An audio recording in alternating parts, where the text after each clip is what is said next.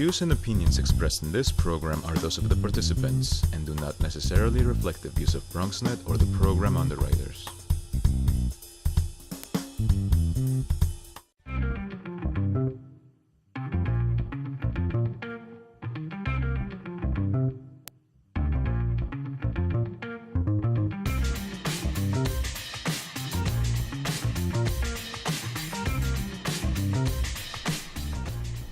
Hi there, it's the Bronx Buzz, and it's Gary Axelbank with you every week on Thursday nights at 6 o'clock. We come to you from BronxNet's Hutch Metro Center studios, and we talk with Bronx reporters about what they've been working on, what they've been reporting on, and also we try to get in depth a little bit about a subject that we like to call the Buzz of the Week. So that's what we're going to do today, as we do every Thursday.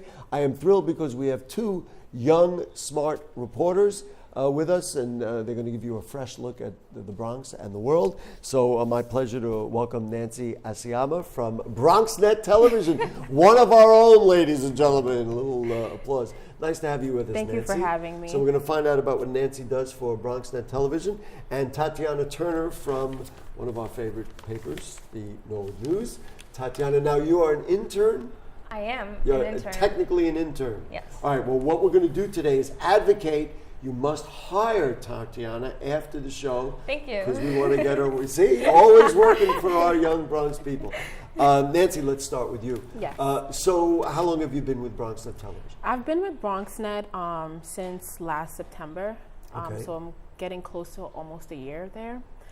So far, it's been a good experience, getting my name out there, knowing a lot of city leaders and covering stories, as in where when I was in college, they send you out to cover a story and you're like, oh, this is a college assignment. So, you know, you kind of sleep it over and wake up and just kill it off. Because it was college, Yeah. but now it actually means something. It's real life. And people will watch. Which, of course, leads into one of the most important questions. Where did you go to college? And talk about how you got trained so that you could be a reporter. Of course.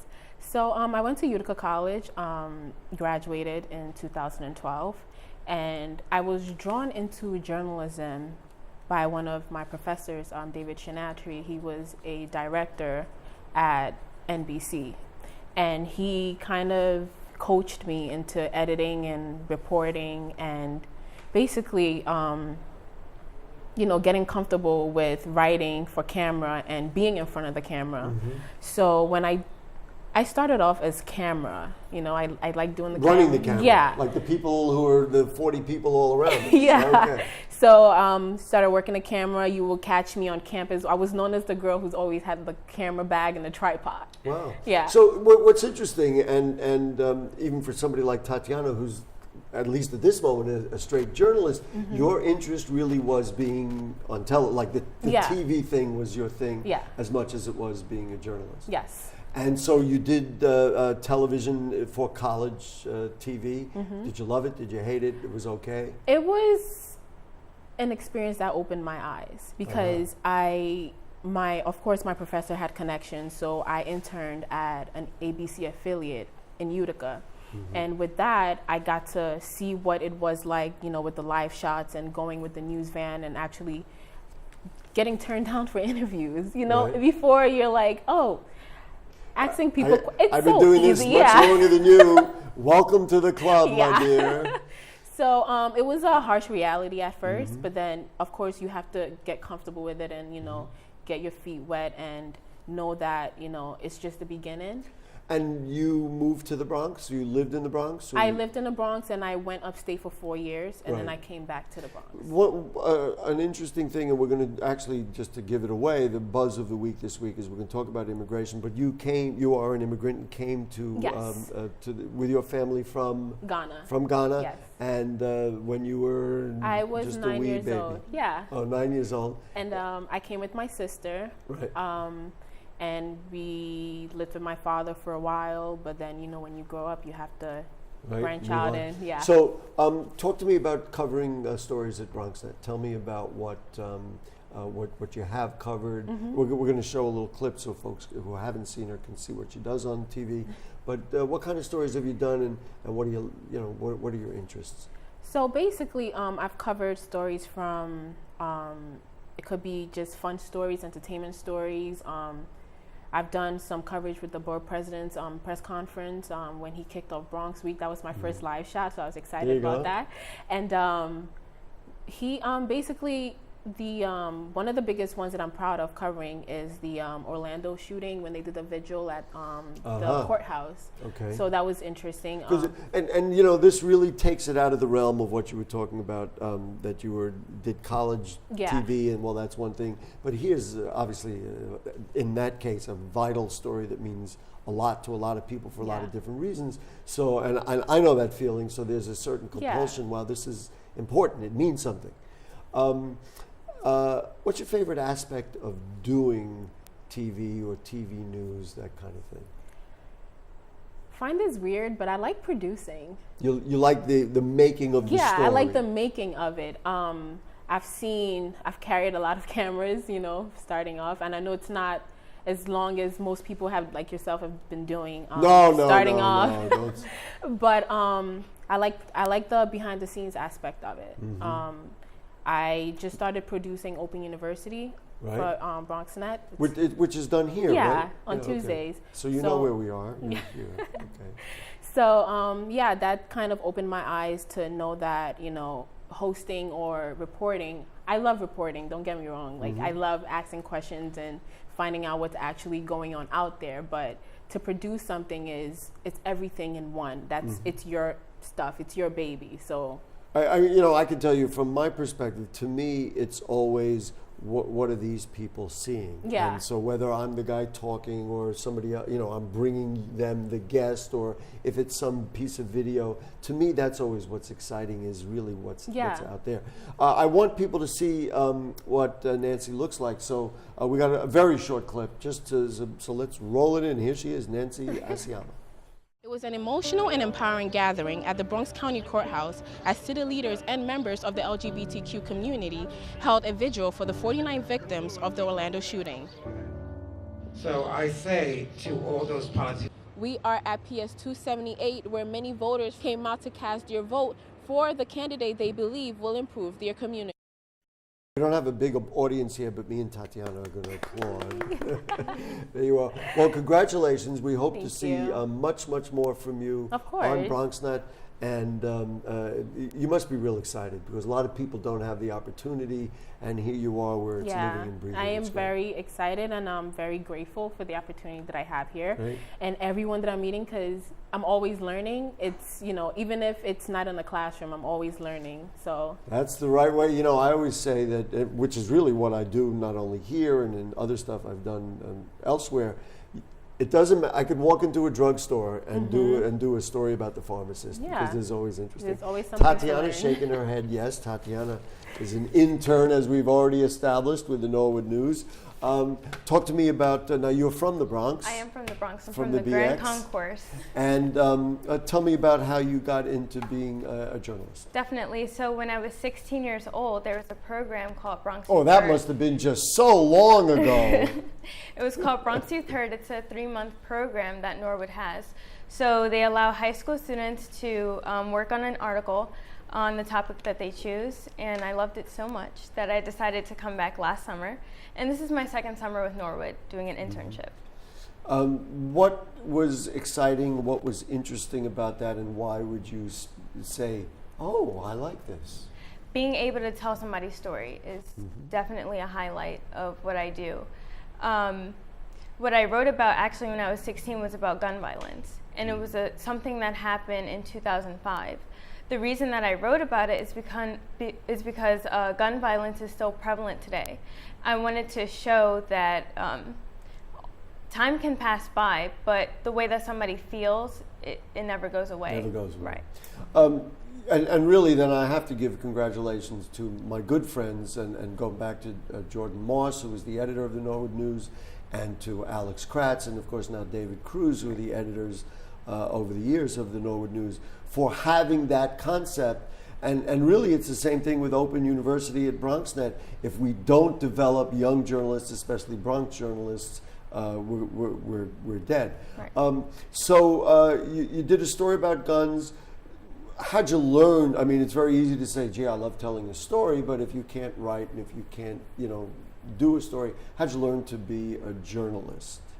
Well, that definitely takes time. It's an ongoing issue. I'm still learning. I agree. We're all still learning. We're all still learning. And let me add mine, we are all still learning. Yes. But each article that I come across is a challenge sometimes. You have to know things back and front. You have to know your topic back and front and then be able to tell the story. That's how I learned how to do it. They're rolling now just so they could see some of your work in the Norwood News. Yes. You worked with David on a story about foreclosures. I did. I had it here a moment ago. It's on page 13.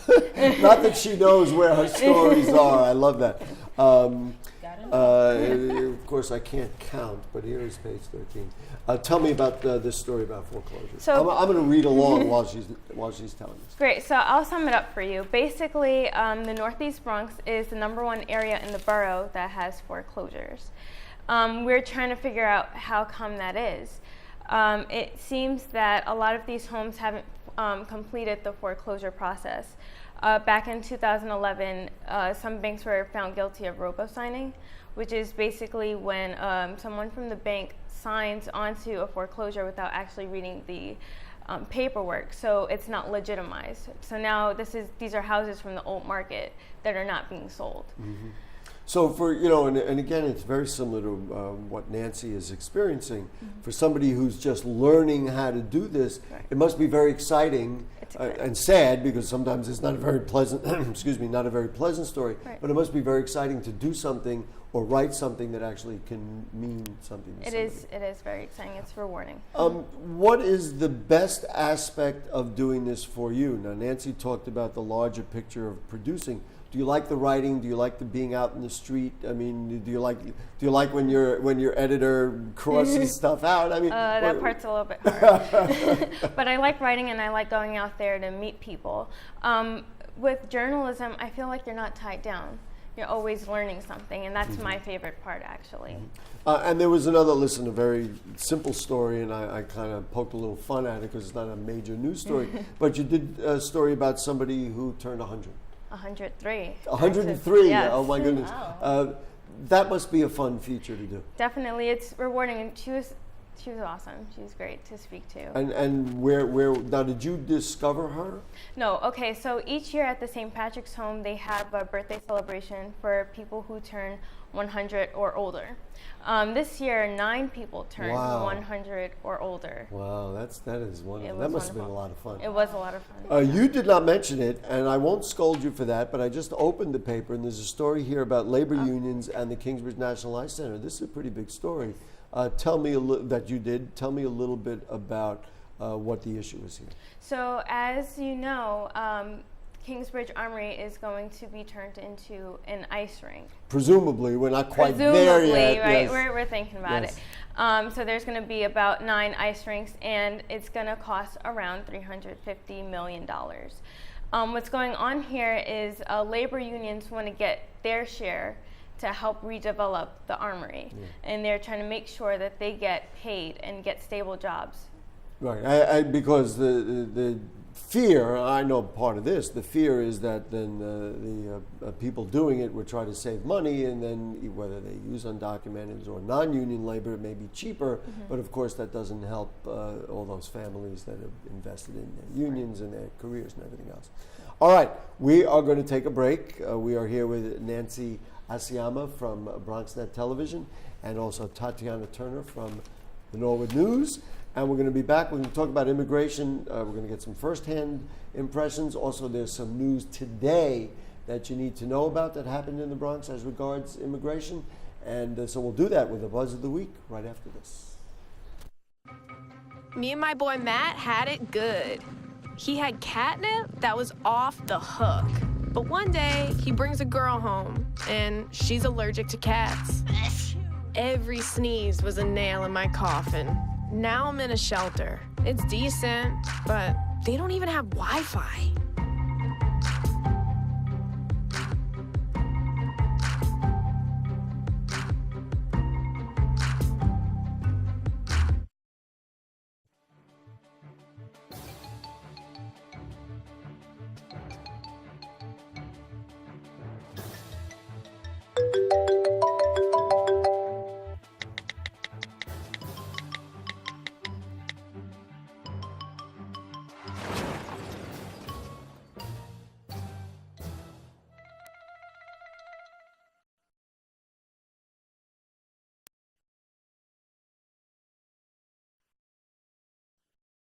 I already knew that I was going to go to college, from a young age.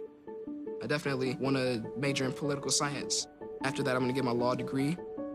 Then I'm going to come back to Detroit, boost the economy, become the mayor or something, try to make the situation better for other people. I feel like I owe it to the city. I'm determined. It's going to happen. My name is Justin, and I am your dividend.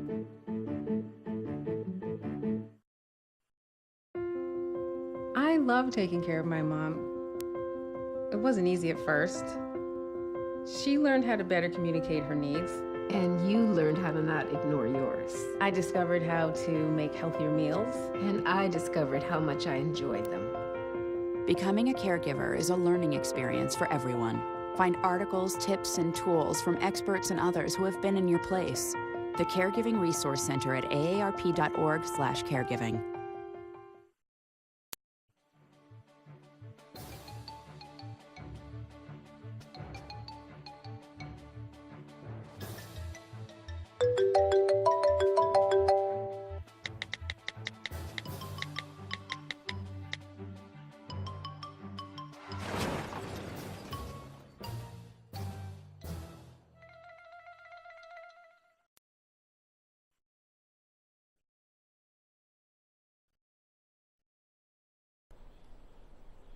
Okay, back with you on the Bronx Buzz, and our show tonight features Nancy Asiyama from BronxNet Television, who's a news reporter.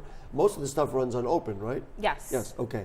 And Tatiana Turner, who is with the Norwood News. She's actually an intern, but I know with my urging, they're going to go give her a real job, and that's what I want to see.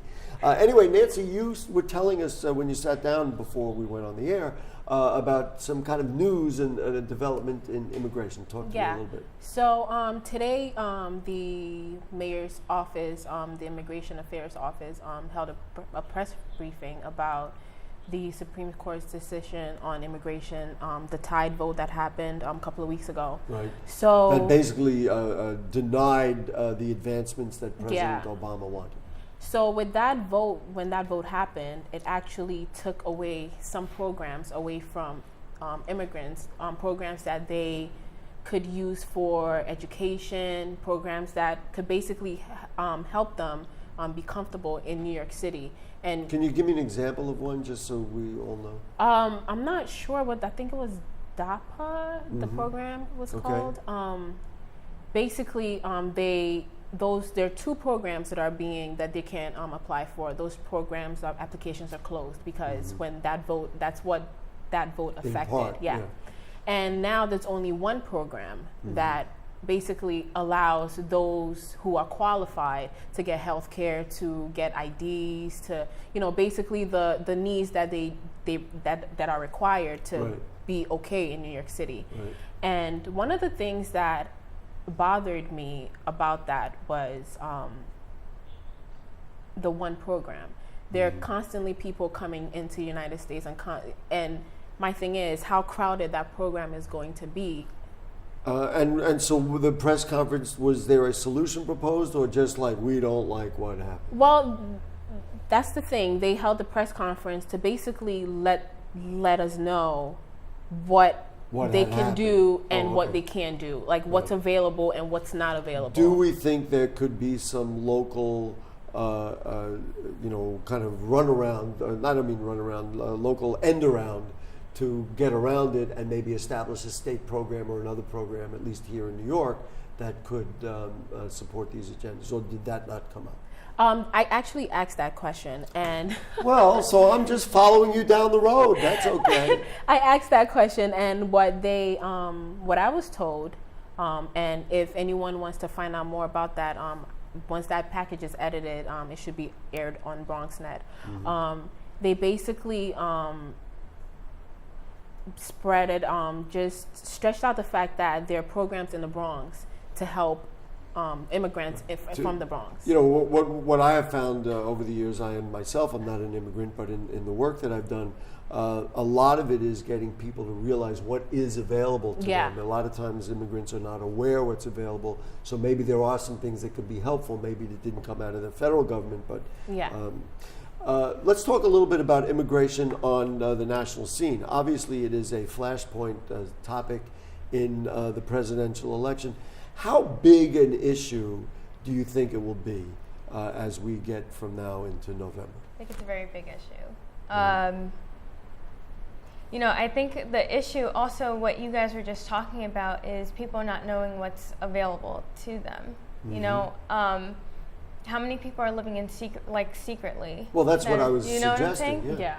So, I think that's a pretty big issue.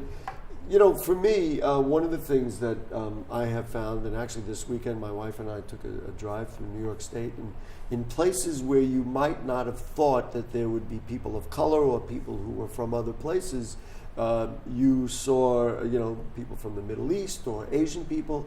And I think, this is my editorial comment, we need to start recognizing that America is a rainbow, is a multicultural place. And the sooner we can identify that, I think, you know, the happier we'll be.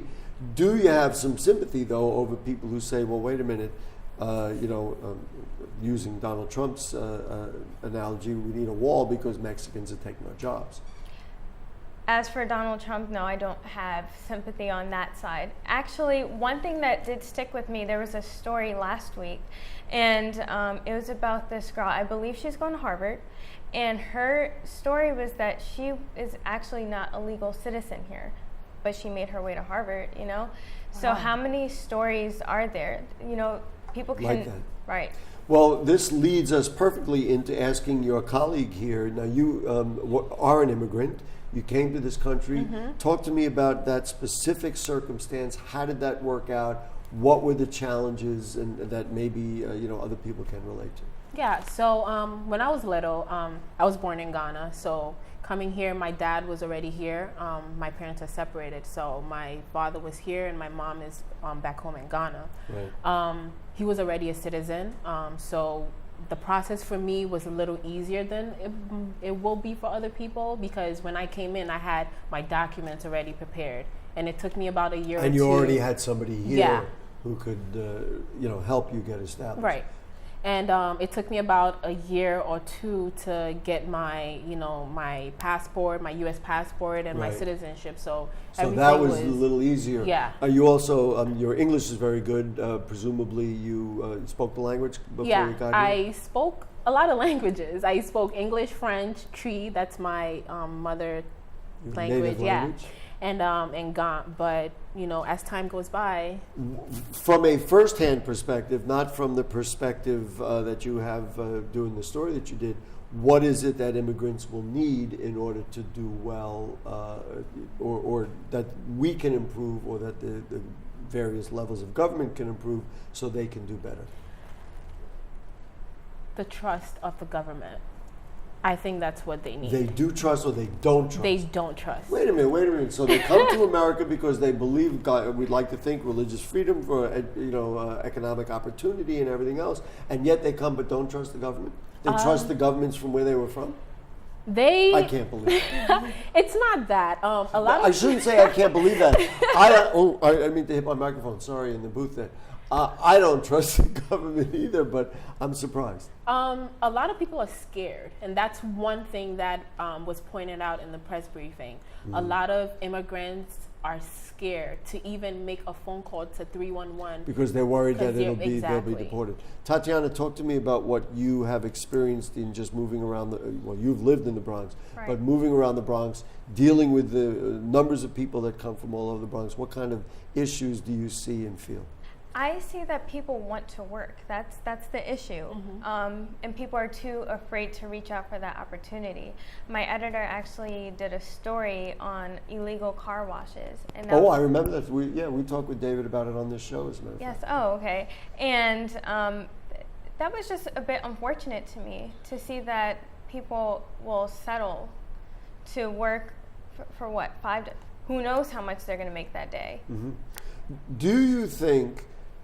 Because to me, the answer is educational opportunity. Right. Do you think immigrants, and I think they're coming here for that opportunity, Yes. but they don't avail themselves of the educational opportunities that might be here, whether it be at public colleges or, I think that could be a reason. I think That is what they don't do. Right. What do you think we need to do, either locally or nationally, to kind of help the situation? We need to find a way for people to trust the government. I'm not sure what steps need to be taken for that. I can tell you one step. There's a lot of native-born Americans who don't trust our government, Right. and this would be the week that they would identify that. Right, and to become a citizen, don't you need to take the citizens test?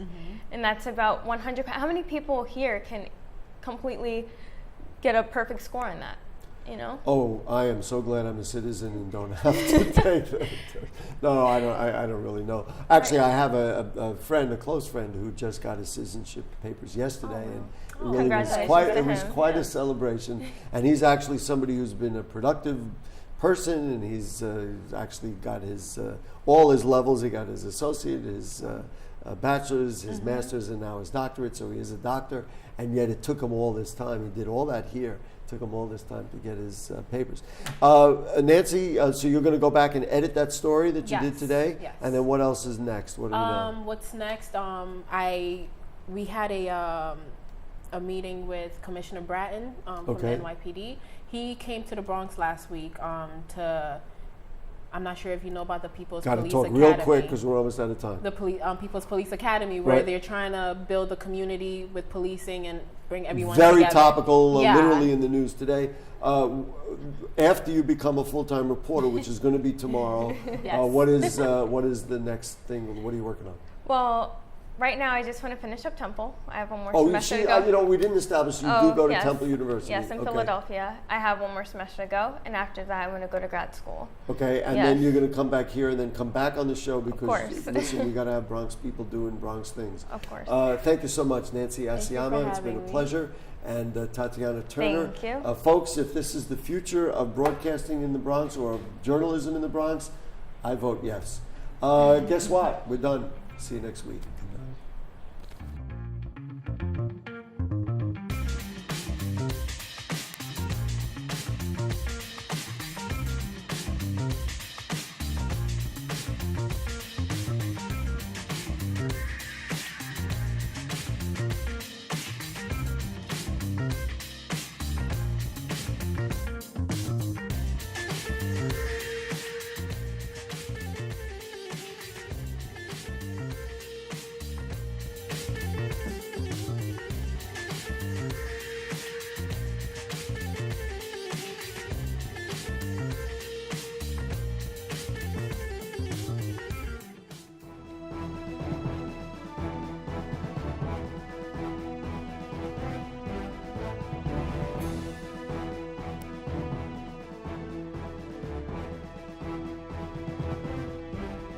Hi, I'm David Lesh, legal correspondent to the Morning Show Open. If you have a legal question that you'd like me to answer, please send me an email at davidlesh@bronxnet.org, and I will address it on our Ask Your Lawyer segment.